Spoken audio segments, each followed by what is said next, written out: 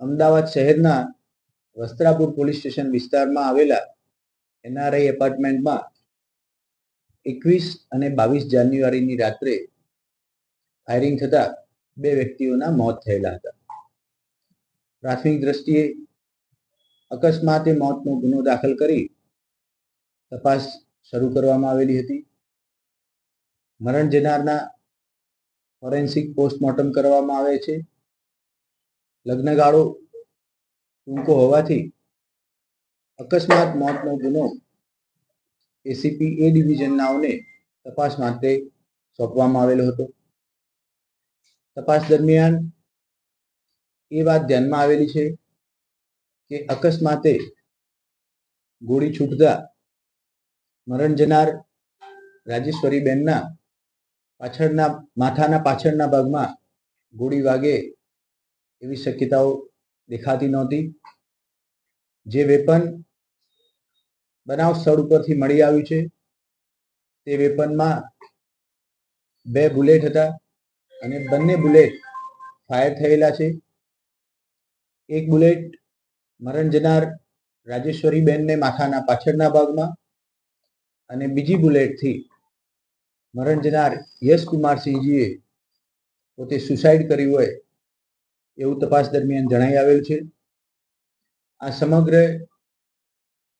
બાબતો ધ્યાનમાં રાખી અકસ્માતે મોતની તપાસ દરમિયાન પ્રથમ મરણ જનાર યશકુમારસિંહે પોતાના પત્ની મરણ જનાર રાજેશ્વરીબેનને મારી નાખવાના ઈરાદે ફાયરિંગ કરેલું હોય અને પછી અન્ય કોઈ કારણોસર પોતે પણ પોતાની રિવોલ્વરથી સુસાઇડ કરેલું હોય તે મુજબની વિગતો બહાર આવતા અકસ્માતે મોતના આઈઓની ફરિયાદ લઈ અને મર્ડરનો ગુનો વસ્ત્રાપુર પોલીસ સ્ટેશનમાં દાખલ કરવામાં આવેલો છે. આગળની તપાસ વસ્ત્રાપુર પોલીસ ઇન્સ્પેક્ટર ચલાવી રહેલા છે. અન્ય કોઈ વિગતો જેવી કે મરણ જનાર બંનેના મોબાઈલ, ફોરેન્સિક પીએમનો રિપોર્ટ એ વધુ વિગતો આવેથી અન્ય કોઈ જો માહિતી પોલીસ પાસે આવશે એ તપાસ દરમિયાન ફરીથી મીડિયાની સામે શેર કરવામાં આવશે. પ્રાથમિક શંકા શું હતી કે આમાં હત્યાનો ગુનો દાખલ કરવામાં આવે એવી કઈ વસ્તુ છે કે જે અપાયવામાં આવી? શરૂઆતમાં અકસ્માતનો ગુનો દાખલ કરી જે તપાસ હાથ ધરવામાં આવી એ દરમિયાન જે બુલેટ મરણ જનાર રાજેશ્વરીબાના માથાના ભાગમાં વાગેલી છે એ બુલેટ અકસ્માતે છૂટે અને એક્ઝેક્ટ માથાના ભાગે વાગે એવી શક્યતાઓ નહીવત છે. બીજું, રિવોલ્વરમાં ફક્ત 2 જ બુલેટ હતી, અન્ય કોઈ બુલેટ હતી નહીં.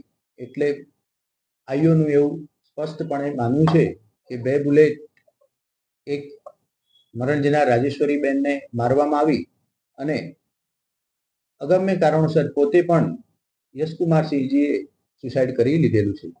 જ્યારે તેઓ બહાર ગયા હતા, કોઈના ઘરે જમવા ગયા અથવા તો નીચે જ્યુસ પીવા ગયા, ત્યારે તેમની સાથે રિવોલ્વર હતી કે કેમ?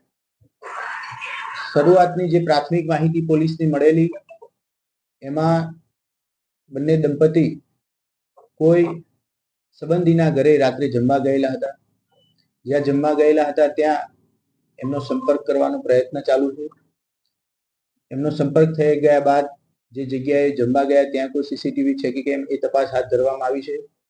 એક એવી પણ વાત છે કે જમીને આવ્યા બાદ તેઓ ફરીથી એપાર્ટમેન્ટમાંથી નીચે ઉતરી બહાર કોઈ જગ્યાએ ગયેલા છે.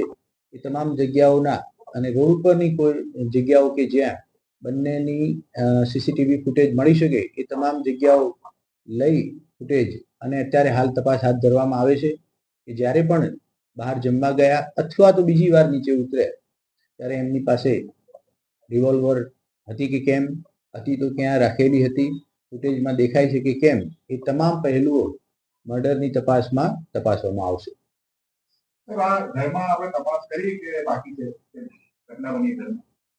જ્યારે ઘટના બની બંનેના ફાયરિંગથી મોત થયા એ વખતે જ બનાવ સ્થળનું પંચનામું કરી અને ઘરની જે રૂમમાં ફાયરિંગના લીધે મોત થયા છે એ તમામ પંચનામું કરી અને તપાસ હાથ ધરી લેવામાં આવી છે. 2 દિવસમાં કેટલા ફૂટેજ છે કે કોઈના નિવેદન કે કોઈની પૂછપરછ કરાઈ? પ્રાથમિક દ્રષ્ટિએ અકસ્માતે મોતના જે ગુનાની તપાસ થઈ એમાં મરણ જનારના માતાજીનું નિવેદન લેવામાં આવ્યું છે અને બાકીના રૂટ ઉપરના સીસીટીવી લઈ અને તપાસ હાલ ચાલુ છે. લગ્ન લોકો હતો એમના આસપાસના લોકોનું નિવેદન લેવામાં આવ્યું તેમાં કોઈ એવું કારણ બહાર આવ્યું છે કે ઝઘડો થયો હોય બોલાચાલી થયો? અત્યારે એમના માતાશ્રી સિવાય અન્ય કોઈના નિવેદન લેવામાં આવેલા નથી. પોલીસ તપાસ દરમિયાન ઘરમાંથી ફાયર થયા બાદની એક ખાલી કેસ મળી આવેલું છે. બીજા લગ્ન હતા તો બંને દંપતીના અંગત કોઈ બાબતો પોલીસ સુધી